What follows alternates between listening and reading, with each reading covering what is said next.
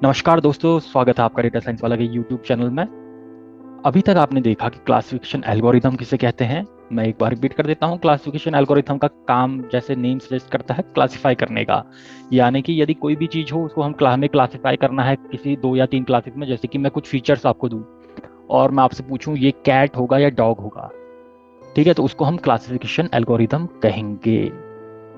इसका हम एक प्रैक्टिकल डेमो करने वाले हैं। ये एकदम इन हाउस डेमो है और इस डेमो की खास बात यह है कि यदि आप कोई प्रोजेक्ट करना चाहते हैं, अपने लिंक्डइन प्रोफाइल को और स्ट्रॉन्ग बनाना चाहते हैं, या फिर आप चाहते हैं कि आपके रेज्यूमे में कोई प्रोजेक्ट आए, तो उसके लिए आप ये सेम प्रोजेक्ट यूज़ कर सकते हैं। बहुत ही अच्छा हाई ग्रेड का प्रोजेक्ट होने वाला है।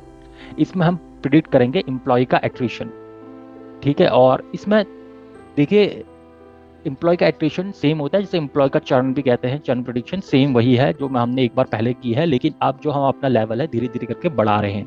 पिछली बार हमने लॉजिस्टिक रिग्रेशन के साथ किया था और हमने देखा जो उसके रिजल्ट थे वो उतने ज़्यादा बेहतर नहीं थे। लेकिन आज हम यूज़ करने वाले हैं इसके ऊपर डिसीजन ट्री और रैंडम फॉरेस्ट जैसे एल्गोरिदम, जो कि एकदम हाई क्लास के एल्गोरिदम है और इंटरव्यू के प्रोस्पेक्ट से बहुत ही ज़्यादा इंपॉर्टेंट हो जाते हैं रैंडम फॉरेस्ट और डिसीजन ट्री।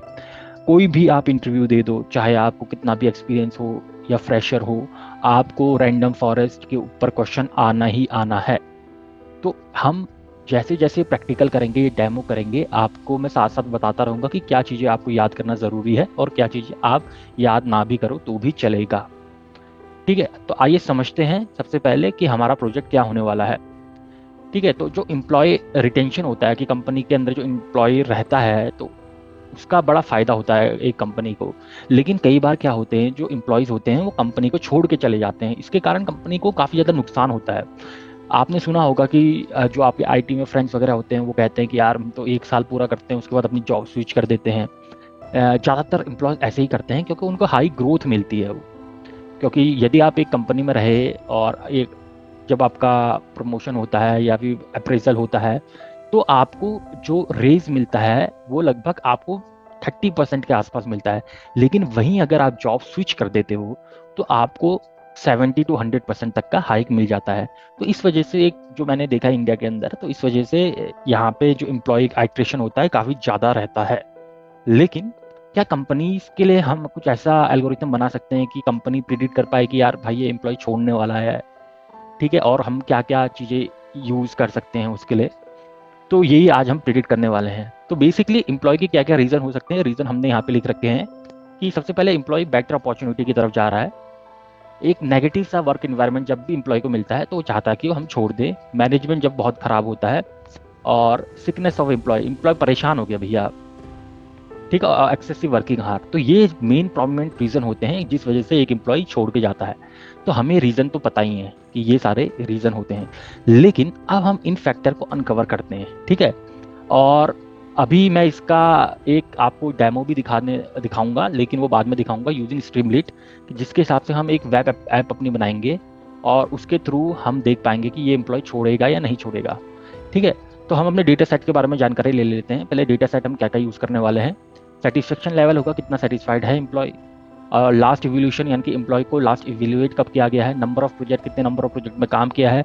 मंथली कितने वर्किंग आवर काम कर रखा है, कितने समय से वो कंपनी में है, कोई वर्क रिलेटेड कोई एक्सीडेंट हुआ है एम्प्लॉय के साथ, ये एम्प्लॉय ने छोड़ा है, जॉब छोड़ी है या नहीं छोड़ी है, और प्रमोशन लास्ट 5 ईयर में कितने हुए हैं, कौन सी डिपार्टमेंट में है और क्या सैलरी है। तो ये सारे हमारे पैरामीटर्स होने वाले हैं, ठीक है। अच्छा, देखिए, अब इसके बाद सबसे पहले जब भी हमें कोई भी एल्गोरिथम हमें मिलती है, सबसे पहले हम ईडीए करते हैं, यानी कि एक्सप्लोरेटरी डेटा एनालिसिस। यानी कि हम उसमें अपने डेटा सेट के वेरिएबल्स लेते हैं और उसके अंदर हम ग्राफिकली देखते हैं यार कि ग्राफिकली हमें क्या चीज़ें देखने से ही समझ में आ जाती हैं। तो इसमें देखिए 2 तरीके के होते हैं हमारे पास, 3 तरीके के एक्चुअली हम इसमें प्लॉट कर सकते हैं। एक होता है यूनिवेरिएंट। यूनी का मतलब सिंगल, ठीक है, यानी कि जब सिंगल एंटिटी को हम किसी हिसाब से मेजर कर रहे हैं, जैसे कि एवरेज मंथली आवर्स या फिर एवरेज मंथली आवर्स हम प्रिडिक्ट कर रहे हैं कि लगभग एक महीने में कितने घंटे वो काम कर रहा है, ठीक है। इसको अगर मैं दिखाना चाहूँ तो हमारे पास कुछ ऐसा करके होगा। ये मंथ हो गया, ठीक है, पहला मंथ, दूसरा मंथ, तीसरा मंथ, चौथा मंथ, पांचवा मंथ, ऐसे ऐसे करके। अब मैं ये देख रहा हूँ यार इस महीने में इतना काम किया है, इतने घंटे, लगभग 300 घंटे काम किया है, लगभग जैसे एक वीक होता है तो लगभग कंपनीज के नॉर्म्स कहते हैं कि एक वीक में लगभग 40 घंटे काम करना करना चाहिए।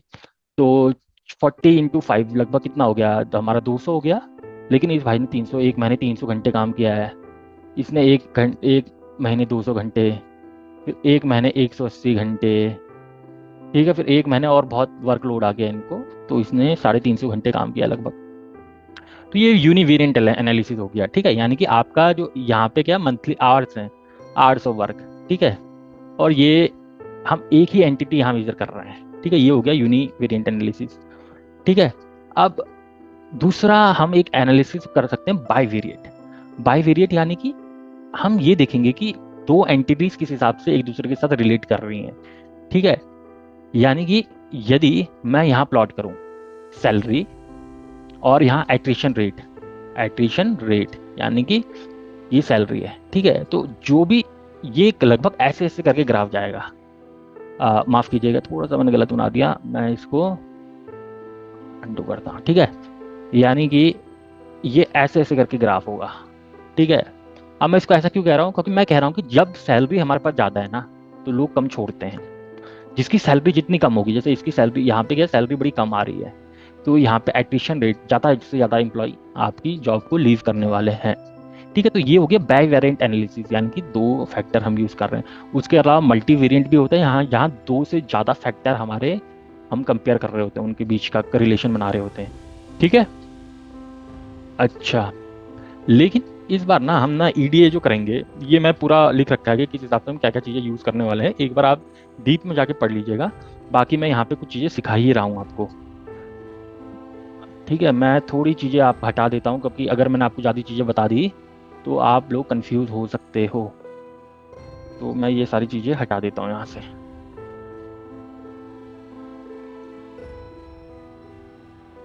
अच्छा, तो अभी देखिए क्या हुआ।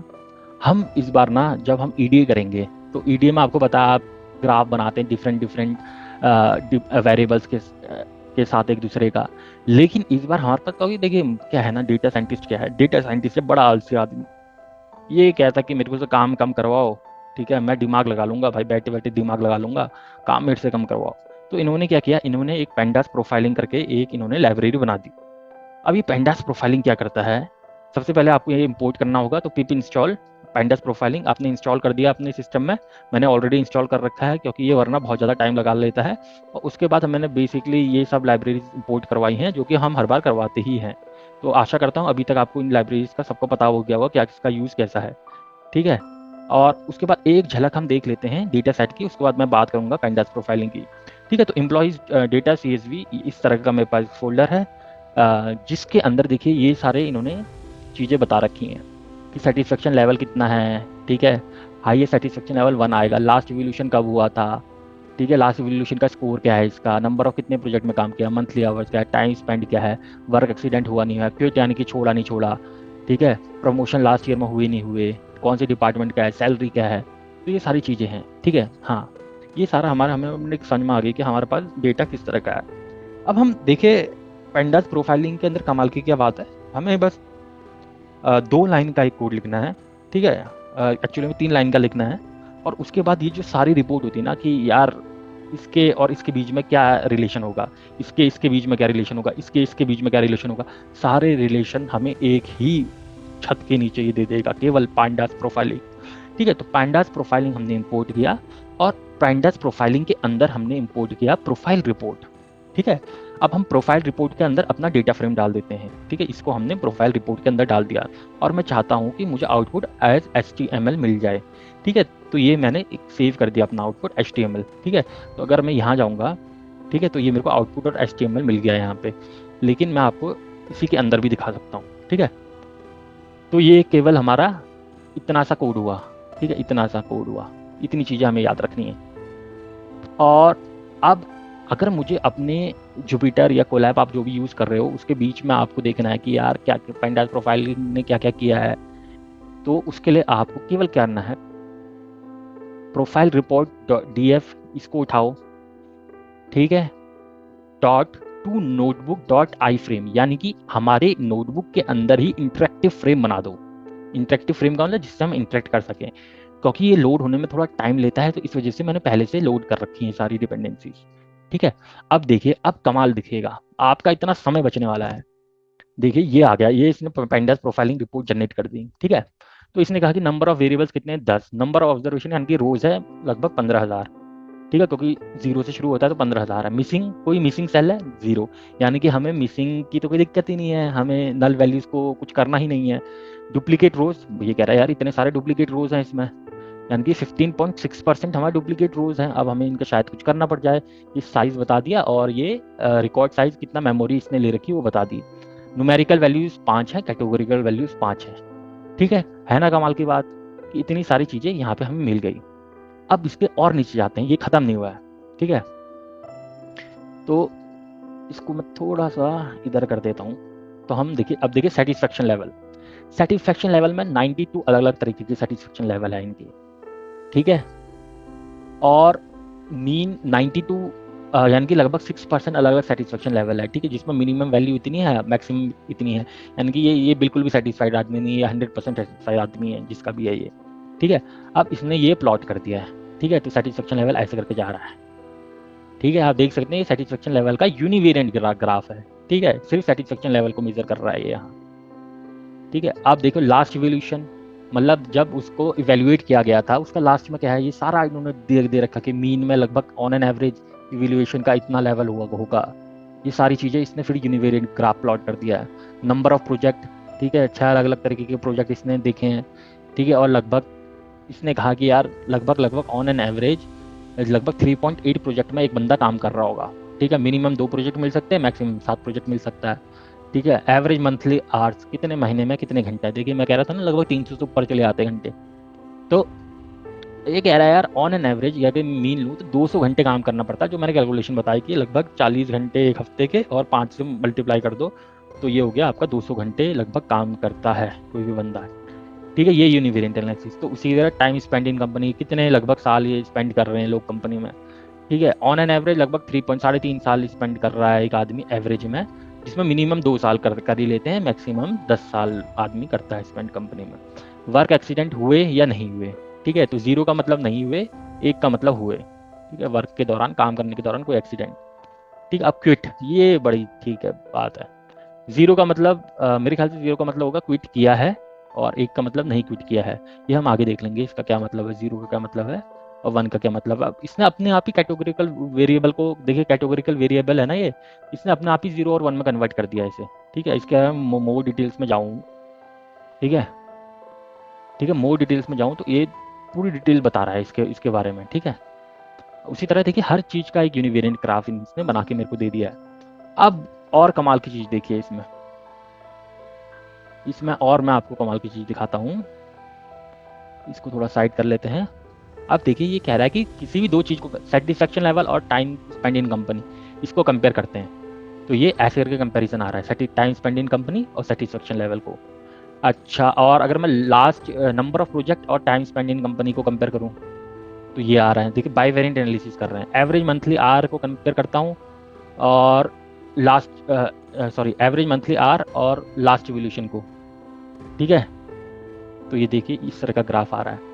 ठीक है, अब देखिए, अब आपने जैसे हीट मैप या कोरिलेशन देखा होगा ना, उसका भी अपने आप ही जनरेट कर देता है, टेबल फॉर्म में भी कर देता है। और ये देखिए टेबल फॉर्म में आपको समझ में नहीं आएगा जाता तो हीट मैप के थ्रू कर देते हैं। हमें बिल्कुल कोड नहीं करना पड़ा इसके लिए, हमारे सारी इसने एनालिसिस करके दे दी है ऑलरेडी। ठीक है, तो देखिए जो जितना हाई कोरिलेशन होता है, या पॉजिटिव या नेगेटिव कोरिलेशन जो जितना ज़्यादा होता है ना, वो उतना ज़्यादा खराब होता है। यानी कि हमारा एक वेरिएबल दूसरे पे डिपेंड हो जाता है उतना ज़्यादा। ठीक है, जैसे कि अगर मैं देखूँ क्विट करने वाला ना, जो आदमी क्विट कर रहा है, ये बहुत ज़्यादा डिपेंड होता है सेटिस्फेक्शन लेवल में, जो जितना ज़्यादा सेटिस्फेक्शन लेवल पे डिपेंड करता है क्विट। ठीक है, और ये क्विट वाला नंबर ऑफ प्रोजेक्ट्स पे भी डिपेंड करता है, बाकियों में कम कर रहा है। ठीक है, आ गया होगा मैं सोचता हूँ आपको। ये तो कोई मतलब नहीं, क्योंकि मिसिंग वैल्यूज है ही नहीं हमारे पास, तो लगभग पूरा सही है। ये इन्होंने सैंपल दे दिया है, सैंपल का मतलब जो हमारा डेटा फ्रेम है वो भी ये दिखा देता है। ठीक है, ये फर्स्ट 10 रो का है और ये लास्ट 10 रो का है। ठीक है, डुप्लीकेट रोज, कौन कौन सी डुप्लीकेट रोज हैं ये उसने दिखा दिए हैं। ठीक है, ये सारी डुप्लीकेट रोज आ रही हैं। तो है ना बहुत ज़बरदस्त चीज़ है ये, बहुत ज़बरदस्त। ठीक है, इसके अलावा यदि हमें किसी को दिखा के सेंड करना होगा, ये तो मैंने यहाँ देख लिया, अब मेरे को अपने मैनेजर को भेजना है, तो मैंने इसको क्या सेव कर दिया।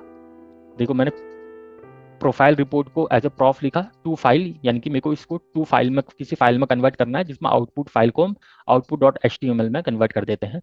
अब मैं इसको यहाँ से डाउनलोड करूंगा, यहाँ पे डाउनलोड का बटन आ गया, और इसको सेंड कर दूंगा अपने मैनेजर को कि भैया तू भी देख ले अपने हिसाब से।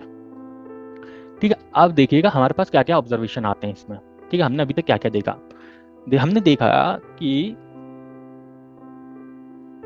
हमने देखा कि यहाँ पे जो 10 वेरिएबल्स हैं और फीचर्स हैं हमारे पास टोटल, और लगभग इतने रोज हैं, यानी कि 15,000 हमारे पास रोज हैं। ठीक है, 5 न्यूमेरिकल वैल्यू है, 3 बुलियन है, 2 कैटेगोरिकल है। ठीक है, हमारे पास जो 2 कैटेगोरिकल है कौन सी है, डिपार्टमेंट और सैलरी, क्योंकि यह सब लिख रखा है यार, इसने इसने हमारे पास कुछ छोड़ा ही नहीं कि भैया कि हम भी कुछ मैनुअली कर लें। ये कह रहा है नहीं भैया तू मैनुअली कुछ नहीं करेगा, सारी चीज़ें मैं तेरे को बता दूंगा। ठीक है, तो ये सारी चीज़ें बता रहा है यहाँ पे। ठीक है, जैसे ही आप किसी के ऊपर जाओगे ना, ये देखिए कैटेगोरिकल सैलरी, ये कैटेगोरिकल है, ये कैटेगोरिकल है। ठीक है, तो ये सारी चीज़ें बता रहा है हमें, कोई दिक्कत की बात नहीं है। अच्छा, एक बार हमने ये कर लिया, उसके बाद सैलरी हमारे 3 तरीके की है, लो, मीडियम और हाई, और कोई भी मिसिंग वैल्यू नहीं है हमारे पूरे डेटा सेट में। ठीक है, अब मैं आपसे चाह रहा हूँ कि क्योंकि मैंने आपसे कुछ सवाल पूछे हैं, तो इनका मेरे को जवाब आप कमेंट बॉक्स में लिख के दें। ठीक है, तो कौन सा ऐसा कॉलम है जो हाईली स्क्यूड है, स्क्यूनेस बहुत हाई है, और किस कॉलम की जो है बहुत ही हाई कर्टोसिस है। स्क्यूनेस क्या होती है, कर्टोसिस क्या होती है, ये मैंने आपको पहले भी बता रखा है। आपको कमेंट बॉक्स में कमेंट करके बताना है कि ये किसका है, कौन से कॉलम का जो डेटा टाइप है वो रॉन्ग है, गलत डेटा टाइप है। ठीक है, और किस कॉलम में आपको आउटलायर मिल रहे हैं। ठीक है, आउटलायर मैंने IQR, ये सारी चीज़ें आपको मैंने बता रखी हैं ऑलरेडी। ठीक है, विच कॉलम है मिसिंग वैल्यूज। ठीक है, कौन सी कॉलम में मिसिंग वैल्यूज हैं, सारी हिंट वगैरह सब दे रखा है मैंने आपको, एग्जाम्पल भी दे रखा है। ऐसा कुछ नहीं है कि यार मैंने तो आपको एग्जाम्पल नहीं दे रखा है या आपको कहीं बाहर से पढ़ने की जरूरत है, वरना गूगल बेस्ट है यार, ChatGPT में डालो, गूगल में डालो, आंसर अपने पाओ। लेकिन एक बार आपको कोशिश करनी पड़ेगी खुद से। ये मैं इस वजह से कह रहा हूँ कि यदि आप फ्रेशर हैं तो आपको इन सबका आंसर आना चाहिए, क्योंकि ये इंटरव्यूअर्स के कुछ फेवरेट क्वेश्चन होते हैं। ठीक है, तो ये सारी चीजें आनी चाहिए। तो ये आप पूरा, ये वाली जो स्लाइड है ये पूरी आप देख लीजिएगा। अब ठीक है, अब कुछ लोगों को नहीं आया भैया, पसंद नहीं आया, उनकी मैनेजर कह रहे नहीं भैया तू शॉर्टकट में मत ले। ठीक है, मेरे को लॉन्ग कट, मेरे को तो लॉन्ग कट पसंद है, मेरे को लॉन्ग कट में बता। ठीक है, लॉन्ग कट, ठीक है, मेरे को पूरी गधा मजदूरी करवानी तेरे से। ठीक है, तेरे को मैं सैलरी दे रहा हूँ। ठीक है, तो वो करवा। ठीक है, मैंने कहा तो उनके लिए भी हमारे पास उपाय है कि भैया हम गधा मजदूरी कर लेते हैं, हमें आता जो क्या नहीं है भैया, हम डेटा साइंस वाले से ही पढ़ते हैं, उन्होंने सब बता रखा है कि हमें कैसे करके क्या चीज़ें करनी है। ठीक है, तो हम इसके लिए क्या करेंगे, हम प्लॉटली एक्सप्रेस से हम प्लॉटली एक्सप्रेस को इंपोर्ट करेंगे। देखिए, जो आपका मैटप्लॉटलिब है, सीबॉन है, प्लॉटली एक्सप्रेस है, ये तीनों हमारे ग्राफिंग लाइब्रेरीज हैं। ठीक है, ग्राफ बना के हमें देती हैं। ठीक है, तो उसका कोई दिक्कत नहीं है। एक बार ये लोड हो जाए, क्या बहुत टाइम लगा रहा है।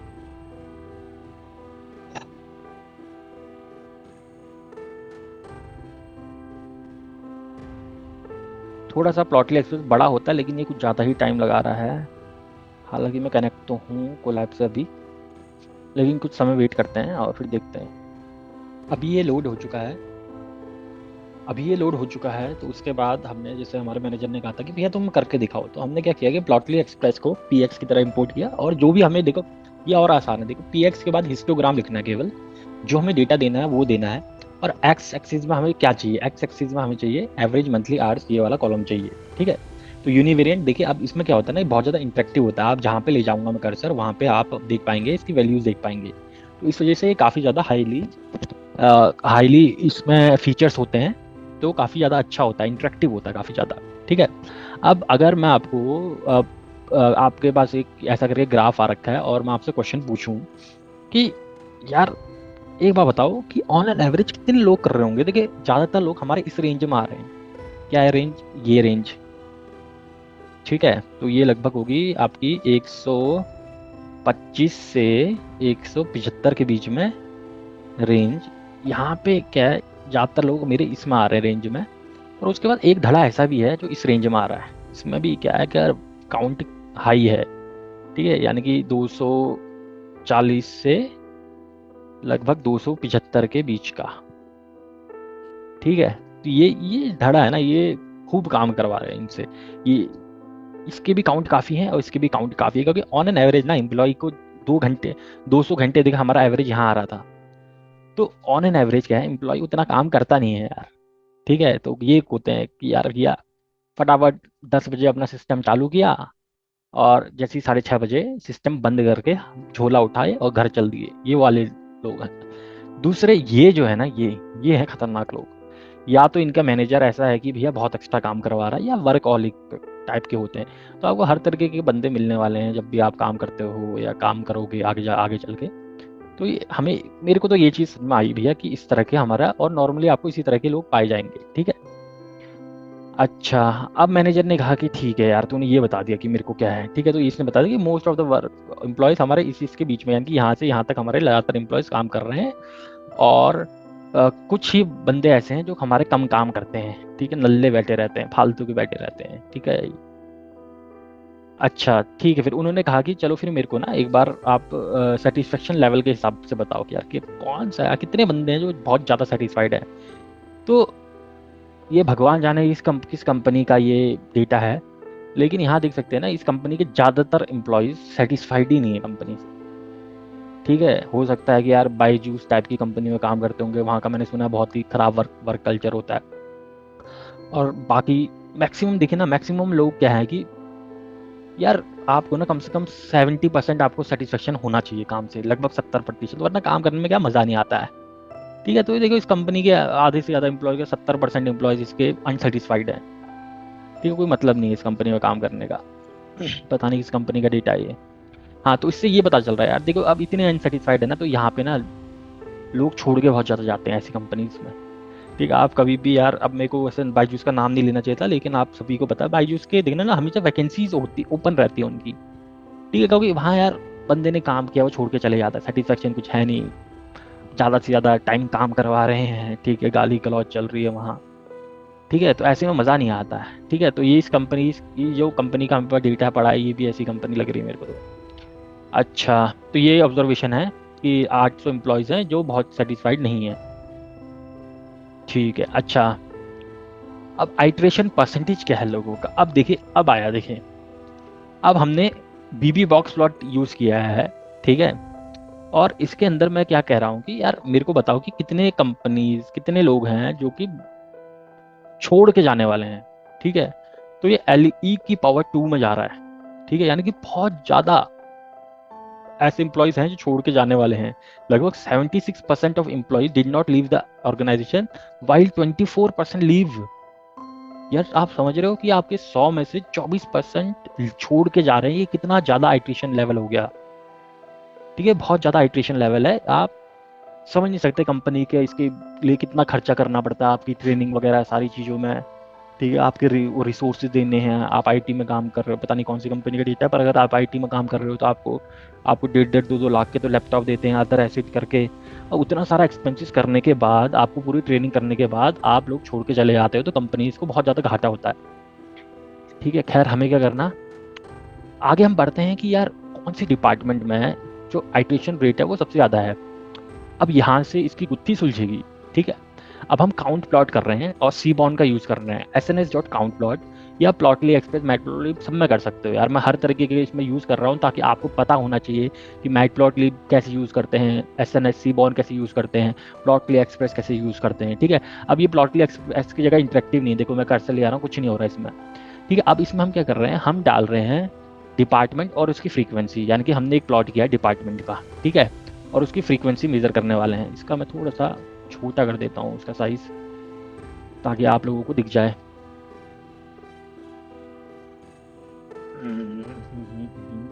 ठीक है, तो अब क्या है, देखिए यहाँ पे क्या हो रहा है, अगर मैं आपसे पूछूं, देखो देखिए ऐसा तो ना, पिक्चर इसकी स्पीक इटसेल्फ। ठीक है, तो पिक्चर अपने आप ही बता देती है कि क्या चल रहा है। यहाँ पे मैं वैसे भी बता देता हूँ ना, जो सबसे ज़्यादा जो भी बंदे छोड़ते हैं ना, उनमें बहुत प्रेशर होता है, और किसी भी कंपनी के सेल्स डिपार्टमेंट में सबसे ज़्यादा प्रेशर होता है।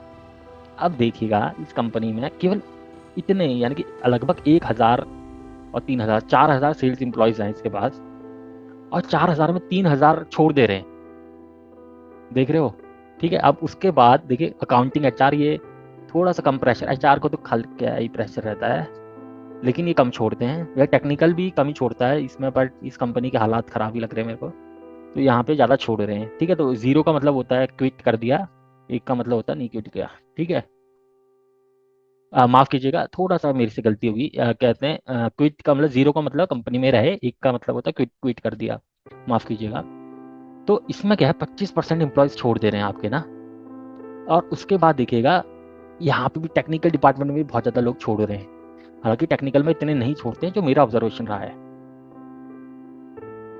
अच्छा, अभी हम आगे बढ़ते हैं और देखिएगा सेल्स का सबसे ज़्यादा होता है, ठीक है, एट्रिशन रेट सबसे ज़्यादा है, फिर टेक्निकल का और सपोर्ट का है।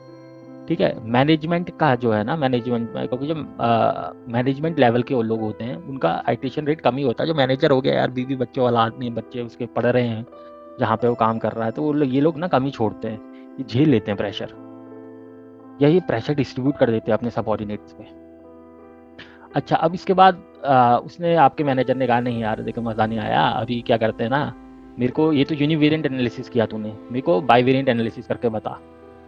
ठीक है, आप कहना यार डेटा साइंस वाले से पढ़ता हूँ, मेरे को 2 भी आता है। ठीक है, तो बाईवेरिएंट कर लेते हैं भैया।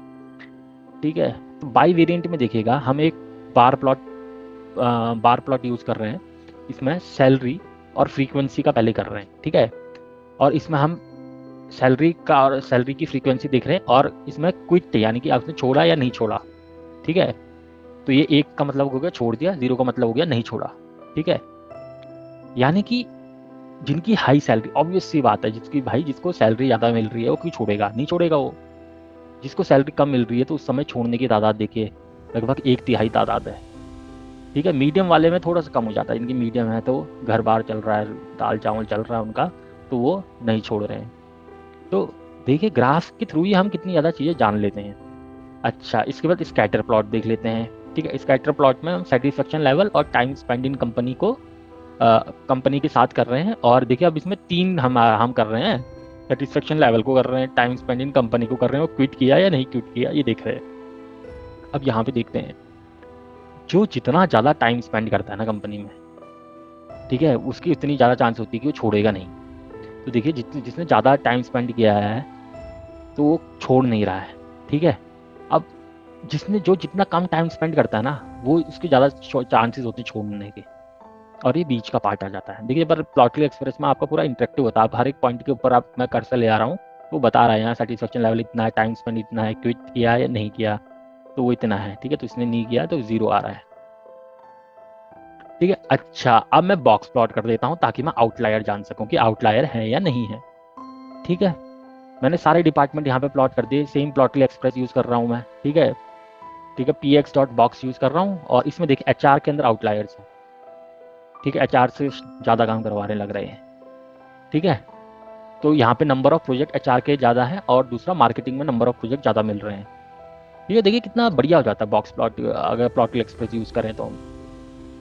अच्छा, तो ये होगी सीधी बकवास ख़त्म। अब हम चलते हैं जिसके जो काम हमारा है as a machine learning engineer और डेटा साइंटिस्ट। तो अब हमने क्या करना है कि हमें अपने डेटा सेट को 2 भागों में तोड़ना है। ठीक है, तो एक भाग को हम कहेंगे x, एक को कहेंगे y। तो जो भी हमारा डेटा फ्रेम था, मैं एक बार डेटा फ्रेम आपको फिर दिखा देता हूँ ताकि आप कहीं भूल ना गए हों। तो कुछ नहीं करना, मुझे df.head कर देता हूँ, मेरी टॉप की 5 रोज मेरे पास यहाँ पे आ जाएंगी। यार पता नहीं आज क्या बात हो रही है, धीरे चल रहा बहुत।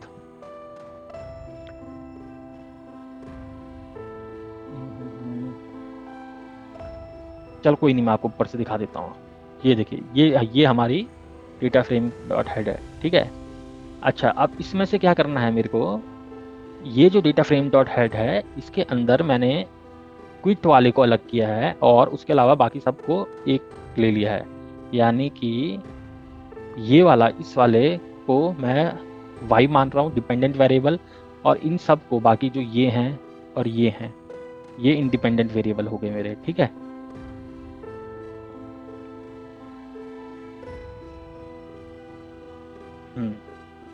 अब मैंने क्या करना है उसके बाद, इन दोनों को अलग कर दिया मैंने, x को अलग कर दिया, y को अलग कर दिया है।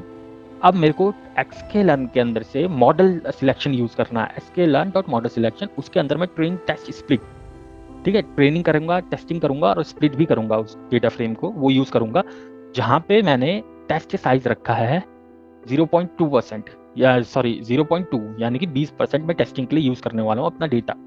क्योंकि हमें पता है कि हमारे पास दो कैटेगोरिकल वेरिएबल हैं, तो मेरे को सबसे पहले, क्योंकि हमें पता है कि हम मशीन को क्या ना नंबर की भाषा समझ में आती है, उसको ये मतलब नहीं आता कि यार तुम्हारा डिपार्टमेंट में कौन सा डिपार्टमेंट है, एचआर है, मार्केटिंग है, क्या है, सैलरी हाई लो मीडियम क्या है, ये समझ में नहीं आएगा उसको।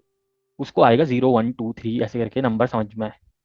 ठीक है, तो उसके लिए मैं डेटा प्री प्रोसेसिंग करूंगा। जब मैंने इसको दो भागों में तोड़ दिया, याद कीजिएगा, याद रखिएगा कि ये मैं केवल ना ट्रेनिंग के लिए करूंगा, टेस्टिंग के लिए नहीं करूंगा। ठीक है, तो डिपार्टमेंट, और वैसे ना ये वाला जो स्टेप था ना, मैं अगर यहाँ कर देता तो ज़्यादा सही हो जाता। तो अभी देखिएगा, ये जो है डिपार्टमेंट और सैलरी, ठीक है, मैं कह रहा हूँ pd डॉट गेट डमीज, मैं इसके डमी वेरिएबल्स निकाल दे रहा हूँ। ठीक है, अब और मैं इसको कॉनकैटिनेट कर दे रहा हूँ, मतलब कैटेगोरियल कल मैं कन्वर्ट कर दे रहा हूँ। यार पता नहीं आज ये चल क्यों नहीं रहा यार, मैंने 2 3 बार चला भी दिया है इसे, इसको इंटरप्ट कर देता हूँ। यहाँ पे चल जाता ना, मैं आपको दिखाता कि किस हिसाब से ये चीज़ें बदल गई हैं यहाँ पे। मैं एक बार इसको दोबारा से रीस्टार्ट करता हूँ, पॉज कर लेता हूँ रिकॉर्डिंग को। तो दोस्तों मेरे को एक्चुअली में एक थोड़ा सा पता लग गया, मैं नीचे ग्रिड सर्च सीवी यूज़ कर रहा था, इसकी वजह से काफ़ी ज़्यादा ये टाइम ले रहा था। एक्चुअली में वो प्रोसेस रनिंग में ही था, क्योंकि जो मैं अभी फ़िलहाल तो जीपीयू के साथ रन कर रहा हूँ, लेकिन ग्रिड सर्च सीवी में ना काफ़ी ज़्यादा टाइम लग जाता है रन करने में, तो 10 12 मिनट तो ले लेता है वो रन करने में, क्योंकि ये जो जीपीयू है ये लिमिटेड यूज़ का जीपीयू होता है। तो खैर, अभी फ़िलहाल के लिए मैंने वो एग्जीक्यूशन बंद कर दिया है, और अभी जो मैं आपको बता रहा था कि हाँ, कि एक्स सेटिस्फेक्शन लेवल क्या हुआ। देखिए हमने जब डमीज क्रिएट किए ना, ठीक है, डमीज क्रिएट किए थे हमने डिपार्टमेंट और सैलरी का। अब देखिएगा डिपार्टमेंट और सैलरी कैसे चेंज हो गए हैं। ठीक है, अब देखिए सारे डिपार्टमेंट अलग अलग आ गए हैं, आईटी आ गया, अलग आ गया है, ठीक है, आर&डी अलग आ गया, अकाउंटिंग अलग आ गया है। ठीक है, तो ये बंदा आईटी डिपार्टमेंट का, तो इसको 1 दे रखा है, बाकी सबको 0 दे रखा है। उसी तरह से सैलरी के लिए, सैलरी का भी हाई लो अलग हो गया होगा, मीडियम अलग हो गया होगा। ठीक है, सैलरी हाई के लिए इसकी लो में सैलरी तो सिर्फ ये इसमें आएगा 1, इसकी मीडियम है तो इसमें 1 आएगा, बाकी दोनों 0 रह जाएंगे। ठीक है, तो ये गेट डमीज का कमाल होता है। ठीक है, pd डॉट गेट डमीज करना है हमें, जिसमें भी डालना है वो डाल दीजिएगा। प्रीफिक्स में वेरिएबल यूज़ कर रहा हूँ, प्रीफिक्स का मतलब कि जो पहले लग जाएगा। ठीक है, यानी कि डिपार्टमेंट, और जो दूसरा पार्ट है हाई, टेक्निकल है तो टेक्निकल लग जाएगा, सपोर्ट है तो सपोर्ट लग जाएगा, पीछे सेल्स है तो सेल्स लग जाएगा। ठीक है, अच्छा, उसी तरह से मैं यहाँ पे भी मैंने ट्रेनिंग के लिए भी कर दिया है, और इसमें क्या आ गया है, डिपार्टमेंट, अच्छा इसमें ड्रॉप तो मैंने ऑलरेडी ड्रॉप कर दिया है, एक बार ड्रॉप कर दिया तो दोबारा ड्रॉप नहीं होगा, और मैंने ओरिजिनल इसमें से ड्रॉप कर दिया है। ठीक है, ओरिजिनल ड्रॉप कर दिया है, तो ये इस वजह से दोबारा ड्रॉप नहीं कर पा रहा है वो। ठीक है, और उसी तरह से मैंने ये भी रन कर दिया है, तो इसमें से भी मैं क्या कहते हैं ड्रॉप कर दे रहा हूँ ये वाले डिपार्टमेंट और सैलरी टेस्ट में से भी। ठीक है, अच्छा, अब यहाँ पे मैं आईपी विजेट्स यूज करने वाला। आईपी विजेट्स क्या होता है ना, इंटरेक्टिव बना देता, आपके में बटन ले आएगा, ये सारी फंक्शनैलिटी। जैसे आप कोई भी एप्लीकेशन चलाते हो ना, बटन होता है, बटन के थ्रू आप कंट्रोल कर सकते हो, कर्सर के थ्रू कंट्रोल कर सकते हो, तो वो उसके लिए आईपी विजेट्स है। यहाँ पे आप क्लिक करेंगे तो आप इनकी वेबसाइट, इनके डॉक्यूमेंटेशन में चले जाएंगे, यहाँ पे आप पूरा देख लीजिएगा। लेकिन हमें मतलब है decision tree, random forest, matrix, हम एक्यूरेसी स्कोर यूज करने वाले हैं, ये सारे आईपी विजेट्स के हैं। ठीक है, अभी मैं ये बड़ी खतरनाक चीज बताने वाला हूँ आपको आज। ये वो चीज है जो दिखाएगी कि यार एक्चुअली में काम कैसे होता है डिसीजन ट्री के अंदर। ठीक है, और ये सारा आईपी विजेट्स का है। ठीक है, आईपी विजेट्स का है, तो ये आपको इंपोर्ट करने होंगे। ठीक है, आप देख ले, बता दूंगा वैसे मैं, खैर कोई ज़्यादा बड़ा नहीं है। ठीक है, तो मैंने एक फंक्शन लिया, प्लॉट ट्री नाम का फंक्शन। जब भी मेरे को इंटरेक्टिव बनाना होता है तो मेरे को @interact लिखना होता है। ठीक है, इसके बाद ये इंटरेक्टिव बनेगा, ये सारी चीज़ें इंटरेक्टिव बन जाएंगी। ठीक है, और यहाँ पे मैं स्लाइडर फंक्शन यूज़ कर रहा हूँ, स्लाइडर यानी कि ऐसे करके स्लाइड करेगा वो। ठीक है, मैं मिनिमम लीफ, जो भी हमारे ट्री के क्लासिफिकेशन होते हैं ना, minimum leaf, minimum number of split, ये सारी चीज़ें डाल रहा हूँ। ठीक है, सेम जैसे डिसीजन ट्री का हम यूज़ करते हैं। ठीक है, सेम सारी फंक्शनलिटी डाल रहा हूँ, और इसका मैंने एक पूरा फंक्शन बना दिया है। ठीक है, आप चिंता मत कीजिएगा, मैंने डिसीजन ट्री ऑलरेडी बता रखा है, आपको ये सारी चीज़ें समझ में आ जाएंगी। इसका केवल एक मैंने फंक्शन बना रखा है। ठीक है, और इसके अंदर एक कंडीशन डाल रखी है, ठीक है, एक कंडीशन डाल रखी है ये, ठीक है। अच्छा, मैं जो आपको बता रहा था ना, देखो इंटरेक्टिव, तो अब देखिएगा, पहले सिर्फ इतना देखते हैं, इतने पे ध्यान देते हैं ना। इसको मैं थोड़ा सा, ये हमारा आईपी विजेट्स की फंक्शनैलिटी है पूरी, ठीक है। और ये जो प्रिंट कर रहा हूं ना, ये जो मैंने इफ कंडीशन लगाई थी वो ये है, ठीक है।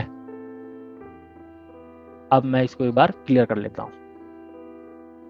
अब देखिए, अब मैंने क्राइटेरिया, पहली बार मैंने क्राइटेरिया जिनी यूज किया, उसके बाद स्प्लिट क्या किया, स्प्लिट के अलग अलग टाइप पे, बेस्ट और रैंडम, तो मैंने बेस्ट चूज किया।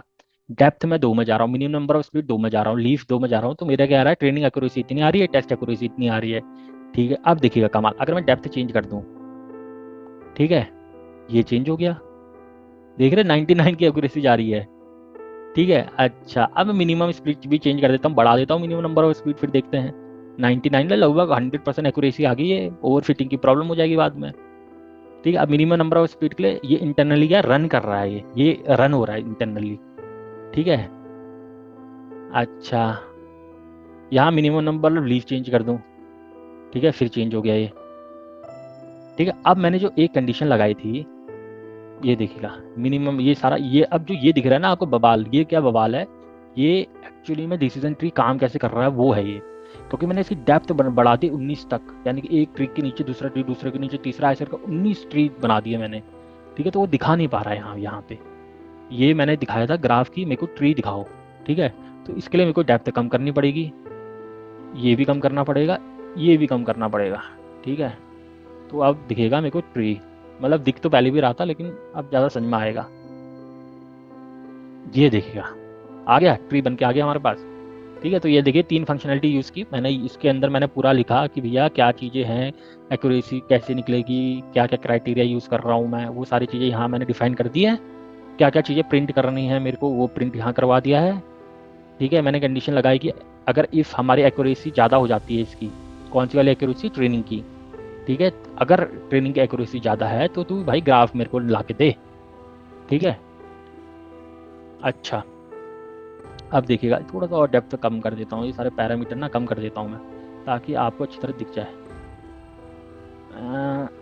2 2 3, ये देखिएगा अब एक्चुअली में ऐसे जा रहा है, देखो हमारा ये होता है डिसीजन ट्री, ठीक है, कि स्टार्टिंग उसने यहाँ से की, अब वो ट्रू और फॉल्स करता जा रहा है हर एक स्टेप में, ठीक है। यदि ट्रू हुआ तो ये यहाँ से जा रहा है, और उसके बाद लास्ट में जो ये सारे हैं ना, ये नोड्स, ठीक है, ये आपकी क्लासिफिकेशन कर रहे हैं, ठीक है। तो ये लास्ट में देखो, स्टार्टिंग में क्या था, उसको कह रहा था स्टेड है, उसने कहा कि स्टार्टिंग में कोई उसने लिया, उसने कहा कि ये बंदा स्टे करेगा, रुकेगा, ठीक है। तो उसने मैच किया जो एक्चुअल में वो रुका या नहीं रुका, तो उसने कहा यार ये फॉल्स है, स्टे तो नहीं कर रहा वो, ठीक है, फॉल्स हो गया, तो जिनी इम्प्योरिटी चेंज होगी यहाँ पे, फिर उसने वो यहाँ गया। तो ऐसे धीरे धीरे करके वो हर एक लेवल पे डाउन में जा रहा है, ठीक है, हर एक लेवल पे वो नीचे जाके अपने आप को प्योर करता जा रहा है, ठीक है, प्योर करता हुआ जा रहा है हर एक लेवल पे। और वो जितना मैंने डेप्थ डिफाइन की थी, ठीक है, मैंने कहा कि 3 तक जाना भैया, 1 2 3, और जो 3 में रिजल्ट आएगा वो मेरे को तो रिजल्ट दे देना, ठीक है। अब यहाँ पे तो इतने सारे रिजल्ट आ गए ना, अब इसका मैं बैग ऑफ अर्थ, यानी कि जो इसमें जीता वो सिकंदर, ठीक है, तो जो जीता वो सिकंदर वाली बात आ जाएगी, तो इसके हिसाब से मेरे को ये रिजल्ट मिल रहा है, जो एक्यूरेसी ये सब चीज़ें मिल रही हैं, ठीक है। तो है ना, बहुत कमाल की चीज़ है यार ये, ठीक है। लेकिन इसके कुछ एडवांटेज और डिसएडवांटेज भी होते हैं डिसीजन ट्री के, ठीक है। देखो ये तो है ना कि काफ़ी हम बहुत इजीली समझ पा रहे हैं यार एक्चुअली में चल क्या रहा है एल्गोरिथम के अंदर, ठीक है, तो इंटरप्रेटेबिलिटी बहुत ईजी हो जाती है। ये मिसिंग वैल्यू को हैंडल कर लेता है, हालांकि हमारे पास कोई मिसिंग वैल्यू थी नहीं, लेकिन ये काफ़ी इजीली हैंडल कर लेता है, ठीक है। और फीचर सिलेक्शन, हमें फीचर सिलेक्ट नहीं करने पड़े यहाँ पे, ये ऑटोमेटिकली फीचर सिलेक्ट कर लेता है। अब देखिए प्रोन टू ओवर फिटिंग, जैसे मैंने आपको पहले ही बता दिया था यार, देखो बहुत ज़्यादा ओवर फिटिंग हो रही है यार, बहुत ज़्यादा एक्यूरेसी दे रहा है, इतनी एक्यूरेसी नहीं मिलती है, ओवर फिटिंग की प्रॉब्लम है ये, क्योंकि वो ट्रेनिंग में इतना ज़्यादा याद कर देता है ना, कि जो ट्रेनिंग के अंदर नॉइज़ होती है वो उसको भी एज अ फीचर काउंट कर लेता है, ठीक है। और इसके 10 टू हाई वेराइंस, और इसकी वजह से ओवर फिटिंग हो जाती है, ठीक है। स्मॉल, अगर मैं इस डेटा में कुछ भी चेंज कर दूँ ना, तो ये प्रेडिक्शन पूरा चेंज हो जाएगा, अगर मैं ओरिजिनल डेटा में कुछ भी चेंज कर दूँ इसका प्रेडिक्शन चेंज हो जाएगा। तो ये बहुत इंपॉर्टेंट एडवांटेज और डिसएडवांटेज और डिसीजन ट्री बहुत ज़्यादा इंपॉर्टेंट है, तो ये तो भैया आपको करके ही करके जाना है तैयार, ठीक है। अच्छा, तो ये मैंने बता रखा है कि अंडर फिटिंग क्या होता है, ओवर फिटिंग क्या होता है, गुड फिट क्या होता है, ठीक है।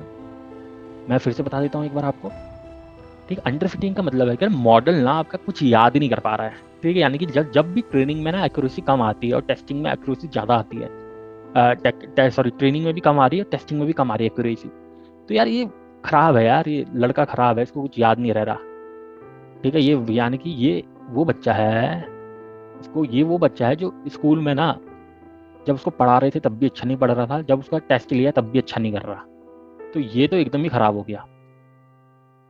अब ओवर फिटिंग का देखिएगा, जब ट्रेनिंग में वो बहुत मतलब जब जब पढ़ाते हैं ना वैसे क्लास में, तब तो वो खूब जवाब देता है, जी सर जी मैडम ये भी आता है मेरे को वो भी आता है, लेकिन जब टेस्ट होता है तो टेस्ट में खराब कर देता है यार वो, ठीक है। तो मुझे ये बच्चा भी नहीं चाहिए। तीसरा होता है गुड फिट, यानी कि यार उसने ट्रेनिंग में ठीक ठाक कर लिया, यानी कि पढ़ा रहे थे तो ठीक है यार, थोड़ा बहुत जवाब दे रहा था वो, लेकिन टेस्टिंग में भी जब उसका टेस्ट लिया गया वो तब भी उतना ही जवाब दे रहा था। यानी कि इस बच्चे के बारे में मैं प्रिडिक्ट कर सकता हूँ ना कि यार भाई इसको अगर ट्रेनिंग मैंने सही करा दिया है, चाहे एक्यूरेसी जो भी हो, लेकिन ये टेस्टिंग में भी उतनी एक्यूरेसी ले आएगा। तो ये जो बच्चा है ना, ये बच्चा चाहिए हमें। तो जो हमारा मशीन लर्निंग मॉडल होता है वो हमारा बच्चा होता है, ठीक है। तो हमें बच्चा ऐसा बनाना अपना, ठीक है। आई होप कि सब कुछ क्लियर हो रहा होगा। अच्छा, अब रैंडम फॉरेस्ट के बारे में आते हैं। सेम चीज़ मैं रैंडम फॉरेस्ट की तरह कर रहा हूँ, और रैंडम फॉरेस्ट में जो चीज़ें बनाना चाहिए वो चीज़ें मैं बना रहा हूँ, ठीक है। सेम बिल्कुल एक्सेप्ट किया, बस यहाँ पे क्या कर दिया मैंने, जो क्लासीफायर लगाया है वो रैंडम फॉरेस्ट क्लासीफायर यूज़ किया है। पहले डिसीजन ट्री यूज़ किया था, अब रैंडम फॉरेस्ट, ठीक है। मैक्सिमम 99% केस में ये अच्छा काम करता है। ये फॉरेस्ट फॉरेस्ट का मतलब नंबर ऑफ डिसीजन ट्री, तो इसके अंदर बहुत डिसीजन ट्री आ जाते हैं, ठीक है। इसको थोड़ा चेंज करके देखते हैं। ये एरर एक्चुअली में इस वजह से आ रहा होगा ना, क्योंकि इतने ज़्यादा ट्री नहीं दिखा पा रहा होगा ये, वरना ये अभी तक चल रहा था। देखो सेम चीज़ आएगी, बस नंबर ऑफ ट्रीज ना ऐसे करके बहुत ज़्यादा बढ़ जाएंगे। जैसे ये एक डिसीजन ट्री है, रैंडम फॉरेस्ट के अंदर जितना मैं फॉरेस्ट बनाऊंगा, इसके 55 ऊपर वाले के 55 गुना ज़्यादा ऐसे ग्राफ बनेंगे, जैसा फ्लो चार्ट बनाना है ऐसे 55 ज़्यादा बनेंगे। तो सिंपल सी बात है, ठीक है। आप देखिए इसमें भी रैंडम फॉरेस्ट के भी एडवांटेज और डिसएडवांटेज बता देता हूँ।